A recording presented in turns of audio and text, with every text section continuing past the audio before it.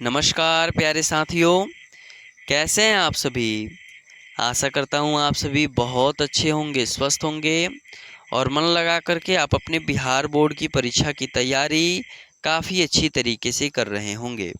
साथियों, आज हम लोग Bihar board class 12th physics के 5 महत्वपूर्ण सब्जेक्टिव प्रश्नों को पढ़ने वाले हैं, जो कि आपके बिहार बोर्ड की परीक्षा जो फरवरी 2026 में होने वाली है उसके लिए काफ़ी महत्वपूर्ण है। तो आप सभी वीडियो में शुरू से लेकर के अंत तक अवश्य बने रहिएगा, ताकि जो भी आज के 5 प्रश्न हैं आप उसको अच्छी तरीके से समझ करके याद कर सकें। साथियों, जैसा कि आप सभी यह बहुत ही अच्छी तरीके से जानते हैं कि हमने पिछले 6 वीडियो के माध्यम से 30 सब्जेक्टिव प्रश्नों को कर लिया है। जिस प्रकार आप उन 30 सब्जेक्टिव प्रश्नों को एक अलग नोटबुक में लिख करके अच्छी तरीके से याद किए होंगे, ठीक उसी प्रकार से आज के भी इन 5 प्रश्नों को अच्छी तरीके से अपने नोटबुक में लिख करके याद कर लेंगे। प्रश्न आपका 31 नंबर है कि दिक्पात कोण तथा नति कोण क्या है। दिक्पात कोण और नति कोण में क्या अंतर है।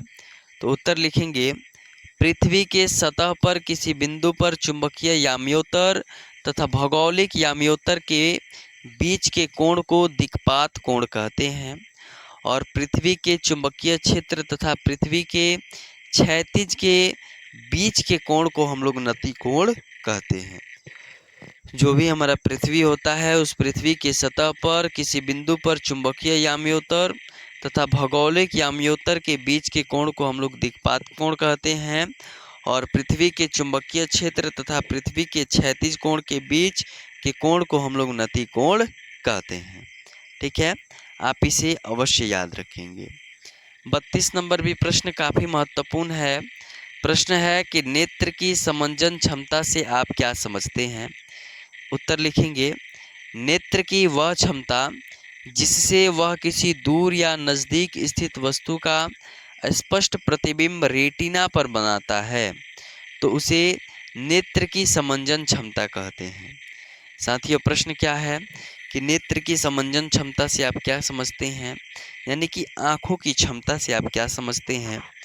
तो उत्तर लिखेंगे कि नेत्र की वह क्षमता जिससे वह किसी दूर या नज़दीक स्थित वस्तु का स्पष्ट प्रतिबिंब जो है वह रेटिना पर बनाता है, तो उसे नेत्र की समंजन क्षमता कहते हैं। यानी कि कोई दूर स्थित वस्तु है या कोई नज़दीक से नज़दीक स्थित वस्तु है, अगर उसका प्रतिबिंब जो है यानी कि आप उसको अच्छी तरीके से देख पा रहे हैं, यानी कि उसका प्रतिबिंब आपकी रेटिना पे बन रहा है, तो इसे ही नेत्र की समंजन क्षमता कहते हैं। ठीक है, आपका अगला 33 नंबर प्रश्न है कि आवर्धन एवं आवर्धन क्षमता में क्या अंतर है। आवर्धन और आवर्धन क्षमता में अंतर पूछा जा रहा है। तो आप सभी आवर्धन लिख करके डैश देंगे और लिखेंगे, प्रतिबिंब की ऊंचाई तथा बिंब की ऊंचाई के अनुपात को आवर्धन क्षमता कहते हैं। जो प्रतिबिंब की ऊंचाई होता है तथा जो बिंब की ऊंचाई होता है उसी के अनुपात को ही हम लोग क्या बोलते हैं, आवर्धन बोलते हैं। आवर्धन क्षमता नहीं साथियों, आवर्धन बोलते हैं। और आवर्धन क्षमता किसे कहते हैं कि प्रतिबिंब द्वारा बना कोण तथा बिंब द्वारा बना कोण के अनुपात को आवर्धन क्षमता कहते हैं।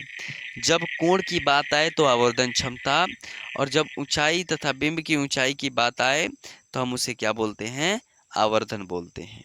ठीक है, चलिए आज का आपका 34 नंबर प्रश्न है कि विद्युत चुंबकीय तरंग के गुणों को लिखें। तो उत्तर लिखेंगे, विद्युत चुंबकीय तरंग के निम्नलिखित गुण हैं। पहला, प्रत्येक त्वरित विद्युत आवेश विद्युत चुंबकीय तरंगे उत्पन्न करता है तथा इनकी आवृत्ति आवेश के दोलन की आवृत्ति की ही होती है। कोई भी आप प्रश्न का उत्तर लिखेंगे जिसमें गुणों को लिखने के लिए आ रहा है, तो सर्वप्रथम आप यह ऐड जरूर करेंगे, जैसे कि हमने यहाँ पे ऐड किया है कि विद्युत चुंबकीय तरंगों के निम्नलिखित गुण हैं। पहला क्या गुण था कि प्रत्येक त्वरित विद्युत आवेश जो होता है वह विद्युत चुंबकीय तरंगे उत्पन्न करता है और इनकी आवृत्ति आवेश के दोलन की आवृत्ति की ही होती है। दूसरा इसी में लिखेंगे कि विद्युत चुंबकीय तरंग में विद्युत क्षेत्र तथा चुंबकीय क्षेत्र दोलन करते हैं तथा परावर्तित होते रहते हैं। तीसरा लिखेंगे कि विद्युत चुंबकीय तरंगे विद्युत क्षेत्र तथा चुंबकीय क्षेत्र के लंबवत संचरण करती है तथा विद्युत क्षेत्र और चुंबकीय क्षेत्र दोनों एक दूसरे के लंबवत होती है। तो आप सभी इस प्रश्न का उत्तर यानी कि विद्युत चुंबकीय तरंग के गुणों को अगर लिखने के लिए आ रहा है तो इस प्रकार से लिखेंगे तो आपको पूरे में पूरे अंक मिलेंगे। चलिए, आज का आपका अंतिम प्रश्न है। प्रश्न क्या है कि विस्थापन धारा क्या है? विस्थापन धारा क्या है? उत्तर लिखेंगे कि 1867 ईस्वी में मैक्सवेल ने विस्थापन धारा का खोज किया जो विद्युत क्षेत्र का विद्युत फ्लक्स में परिवर्तन के कारण उत्पन्न होता है। ऐसे काल्पनिक धारा जो समय के साथ विद्युत क्षेत्र में परिवर्तन या विद्युत फ्लक्स में परिवर्तन के कारण उत्पन्न होती है तथा निर्वात में उतना ही चुंबकीय क्षेत्र उत्पन्न करे जितना कोई धारा चुंबकीय क्षेत्र उत्पन्न करे, उसे ही हम लोग विस्थापन धारा कहते हैं। यानी कि जो विस्थापन धारा होता है उसका खोज मैक्सवेल ने 1867 ईस्वी में किया है और उन्होंने बताया है कि जो विद्युत क्षेत्र का विद्युत फ्लक्स में परिवर्तन के कारण उत्पन्न होता है, यानी कि विस्थापन धारा जो होता है ना, वह विद्युत क्षेत्र या विद्युत फ्लक्स में परिवर्तन के कारण उत्पन्न होता है। और ऐसा काल्पनिक धारा मैक्सवेल ने विस्थापन धारा के बारे में कहा है कि ऐसा काल्पनिक धारा जो समय के साथ विद्युत क्षेत्र में परिवर्तन यानी कि समय के साथ विद्युत क्षेत्र में परिवर्तन करे और विद्युत फ्लक्स में परिवर्तन के कारण उत्पन्न होता हो, ठीक है, तथा निर्वात में उतना ही चुंबकीय क्षेत्र उत्पन्न करे जितना कोई धारा चुंबकीय क्षेत्र उत्पन्न करता हो, तो उसे हम लोग विस्थापन धारा कहते हैं। तो साथियों, आज के हम लोग इस क्लास में विस्थापन धारा क्या है, विद्युत चुंबकीय तरंग के गुणों को लिखें, आवर्धन एवं आवर्धन क्षमता में क्या अंतर है, नेत्र की समंजन क्षमता से आप क्या समझते हैं, दिक्पात कोण तथा नति कोण क्या है, इन सभी प्रश्नों को अच्छी तरीके से पढ़ें।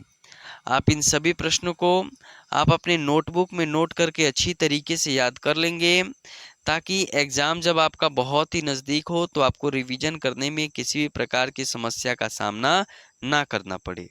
तो चलिए, आज हम लोग इतना ही रहने देते हैं, यानी कि 5 प्रश्न आज भी रहने देते हैं। आप इन 5 प्रश्नों को नोटबुक में अवश्य लिख लीजिएगा।